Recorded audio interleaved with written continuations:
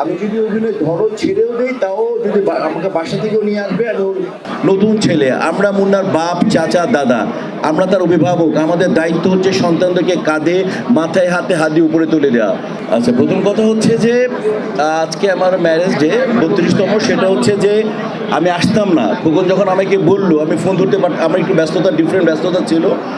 আচ্ছা, আমার বক্তব্যে বলেছি যে যিনি ছবির ডাইরেক্টর, যার 34টা ছবিতে 33টা ছবিতে আমি অভিনয় করেছি, আমি যদি অভিনয় ধরো ছেড়েও দেই, তাও যদি আমাকে বাসা থেকেও নিয়ে আসবে। আর ওর ছবিতে অভিনয় করতে আমি বাধ্য হবো। বদিউল খোকনের সাথে যা আমার সম্পর্ক, সেটা পৃথিবীতে আর কোনো ডিরেক্টর আর্টিস্টের নেই, কাজে আমি বাধ্য।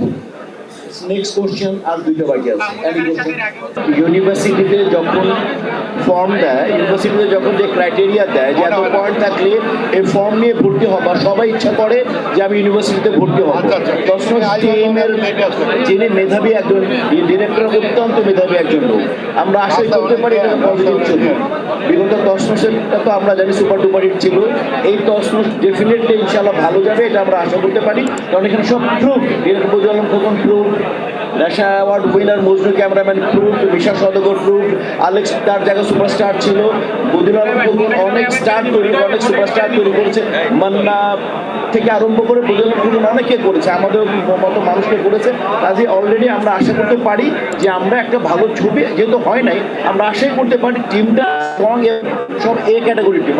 আচ্ছা, প্রথম কথা হচ্ছে যে আজকে আমার ম্যারেজ ডে 32তম। সেটা হচ্ছে যে আমি আসতাম না। খোকন যখন আমাকে বললো, আমি ফোন ধরতে আমার একটু ব্যস্ততা, ডিফারেন্ট ব্যস্ততা ছিল।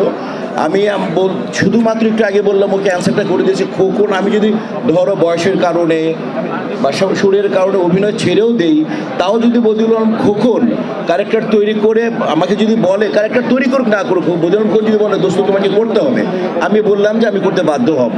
তো এই ছবি কাজে বদিউল আলম খোকনের ছবির মহরত। আর তোমাদের সাথে দেখা হবে, এর চেয়ে বড় সুখ আর কি হতে পারে। তোমার ভাবি গাড়িতে বসে আছে, উনি আমেরিকা থেকে, তোমরা জানো। আর অনেক বছর পরে আমরা একসাথে দুজন, তাও আমি আসছি আর মুন্নাকে ইন্সপিরেশন দেওয়ার জন্য। নতুন ছেলে, আমরা মুন্নার বাপ, চাচা, দাদা, আমরা তার অভিভাবক। আমাদের দায়িত্ব হচ্ছে সন্তানদেরকে কাঁধে, মাথায়, হাতে হাত দিয়ে উপরে তুলে দেওয়া। ও যদি আমাদের সহযোগিতা পেয়ে যদি উপরে উঠতে পারে ইনশাআল্লাহ, তাহলে এটা আমাদের করা উচিত। ওই জন্য আজকে আমার এখানে আসে।